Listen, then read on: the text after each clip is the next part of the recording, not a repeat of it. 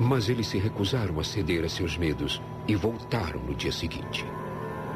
Isso provocou muita discussão na família porque eles não sabiam bem o que fazer. Eles realmente gostariam de vender o lugar, mas isso não tem sido possível para eles financeiramente.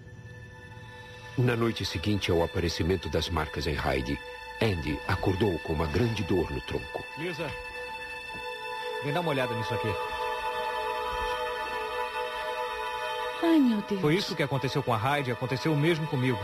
O que é? Eu não sei, mas tá ardendo tanto que eu já não aguento mais. Assim que eu acordei, meu tronco estava ardendo como fogo. E eu tinha 3 marcas de garras no mesmo lugar. Eu sabia que alguma coisa sobrenatural estava fazendo isso comigo. Só que eu não sabia exatamente o que era. Urubus se juntaram nas árvores em volta da propriedade, olhando e esperando. Os Wyrick sentiram que a situação ia piorar.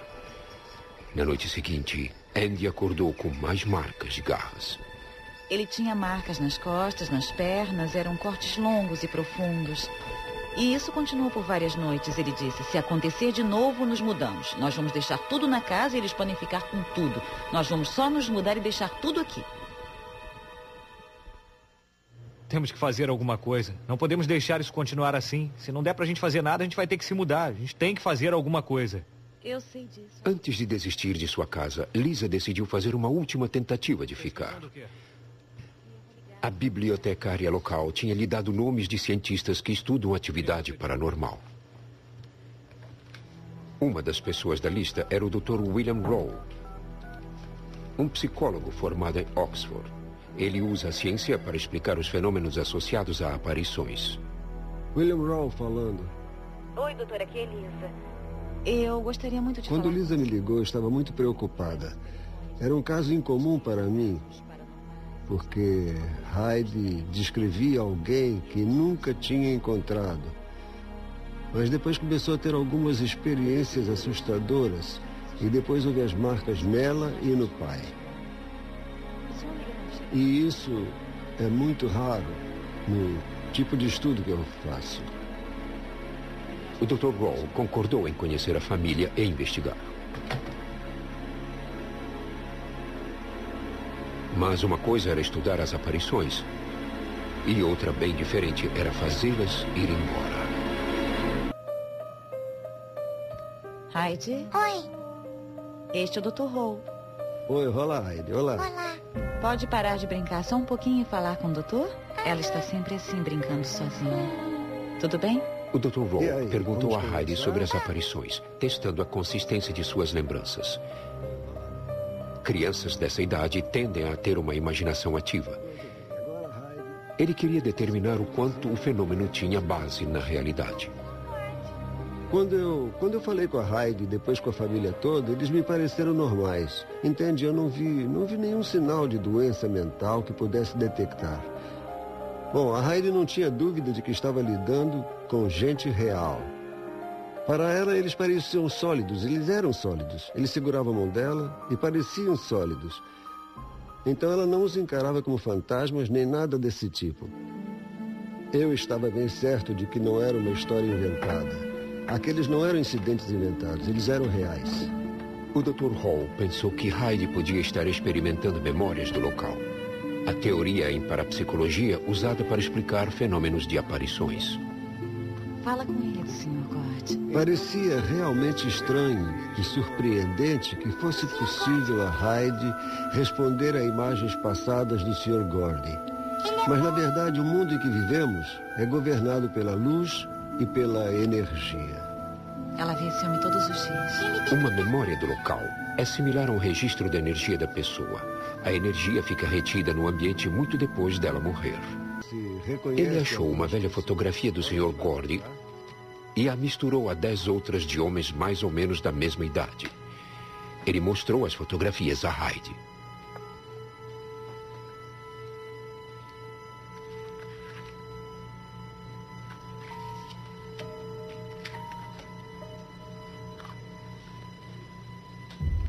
Ao chegar quase no fim da pilha, ela parou.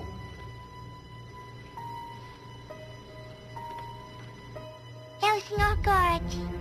Sem hesitar, ela tinha identificado corretamente James Gordy como seu amigo. Um homem cuja foto ela nunca tinha visto antes. O Dr. Ron ficou espantado. Nesse ponto eu fiquei sem saber o que pensar. Ela era especial para mim, era minha única filha. Percebi que ela tinha um dom especial. Como foi que você reconheceu o Sr. Gordy? Como é que você sabe que esse é o Sr. Gordy? Porque ele é meu amigo. Isso nos ensina algo sobre a mente humana. Quero dizer, todos podemos ter essa capacidade, que pode ser mais forte em algumas pessoas.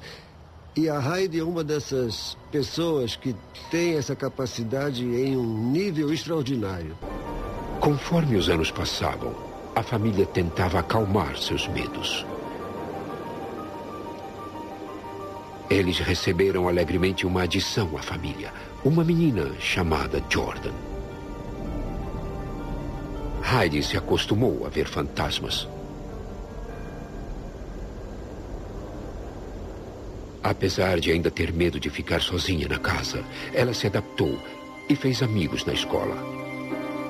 Heidi passou a ver o Sr. Gordy cada vez menos. Quando Heidi chegou à adolescência, o homem que tinha sido seu companheiro de infância era uma memória distante. Já faz muito tempo que eu não vejo o Sr. Gordy. Eu sinto falta de ver ele. Eu sempre vou sentir falta. Eu o considerava como um dos meus amigos. Algumas pessoas, quando escutam a palavra fantasma, elas acham que é assim como ver através de alguém ou de alguma coisa, mas eu não chamo eles de fantasmas, eu chamo de espíritos. Porque, sabe, é o que eles são, sabe, são como pessoas reais, entende? Eles são reais, como eu e você.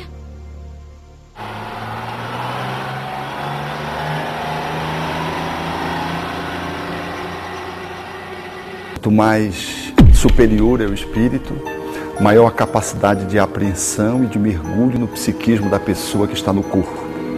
Quanto menor a sua evolução, maior dificuldade ele tem de poder penetrar na intimidade do psiquismo da pessoa. Ele só registra aquilo que está no âmbito da sua faixa mental. Dize-me o que pensas, que eu te direi com quem andas.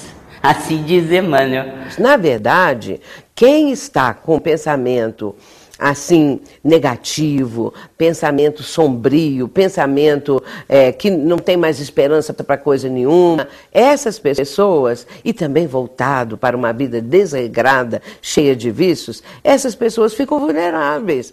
E esses espíritos e esses trabalhos feitos podem atingir realmente. Se a pessoa não sintoniza, o espírito não acessa. E se ela não merece, estando num estado de vulnerabilidade, de fragilidade, mas não merece, há uma proteção dos espíritos superiores que impedem que aquela interferência se consolide. Essa é uma questão que a gente precisa entender. Pensamentos em contato com os espíritos nós temos o tempo todo. Agora, a frequência em que nos coloca numa sintonia positiva, essa é a conquista pessoal. Essa é a conquista de cada um. Se nós conseguirmos nos equilibrar numa determinada frequência, nós teremos os espíritos compatíveis e sintônicos com aquela frequência. Mas nós não devemos temer. Devemos sim recear o mal que nós carregamos.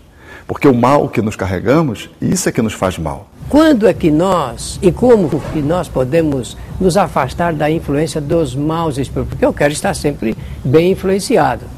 Então, mas eu quero afastar a influência dos maus espíritos. A doutrina espírita esclarece, explica, orienta e sugere que melhoremos a qualidade dos nossos pensamentos. Melhorando a qualidade do pensamento, eu posso melhorar a qualidade da influência espiritual. E quando eu mudo essa sintonia, eu começo a ter um comportamento mais ético, a acreditar mais na vida, a ter interesses mais elevados. Não quer dizer que eu vou me alienar da sociedade, mas ter interesses mais afinados com o meu processo de crescimento. Portanto, é preciso que a pessoa faça o bem, cultive a prece, tenha uma vida regrada, com disciplina, buscando a solidariedade e o amor ao próximo. E principalmente de ação no bem.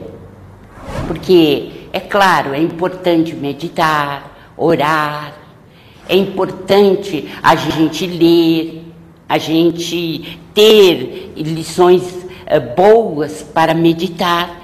No entanto, os nossos gestos, as nossas ações no bem, elas como que produzem uma couraça, produzem para nós um abrigo, onde nós ficamos mais protegidos de receber essas vibrações.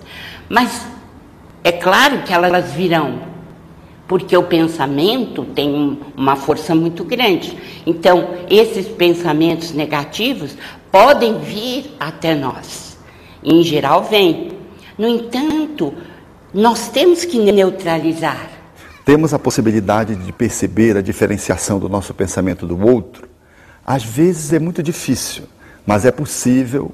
Quando nós nos autoconhecemos, nós somos capazes de perceber que aquela ideia não nos pertence ou não nos é habitual, comum.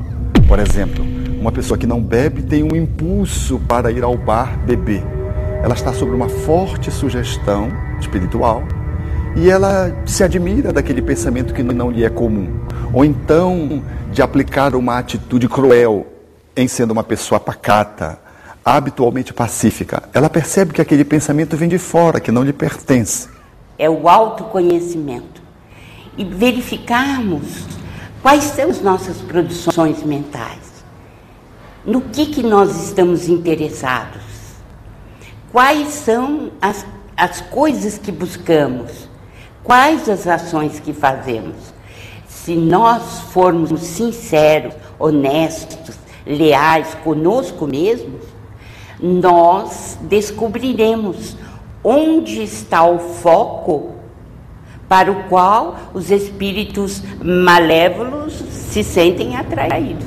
Quando nós conhecemos e estudamos a doutrina espírita, nós vamos aprendendo ao longo do tempo a identificar quando os espíritos que estão nos acompanhando são bons ou não são bons. Se desejarem ir à casa espírita, com muito prazer serão recebidos, mas a casa espírita poderá oferecer também outros importantes elementos de segurança para a criatura humana, quais sejam a fluidoterapia, o passe, a água fluidificada e as palestras que são normalmente dadas nos centros espíritas e que visam a espiritualização do homem.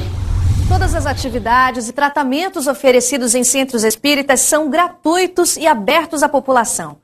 Convidamos você a conhecer um deles e participar dos atendimentos oferecidos. Em nosso site www.programatransição.tv.br você poderá rever este programa e assistir a todos os programas anteriores. Até mais!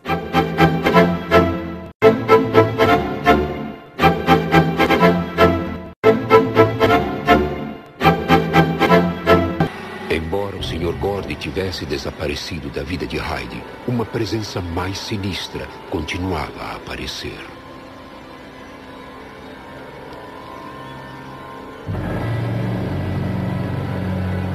Era o homem sem rosto que Heidi tinha visto durante anos.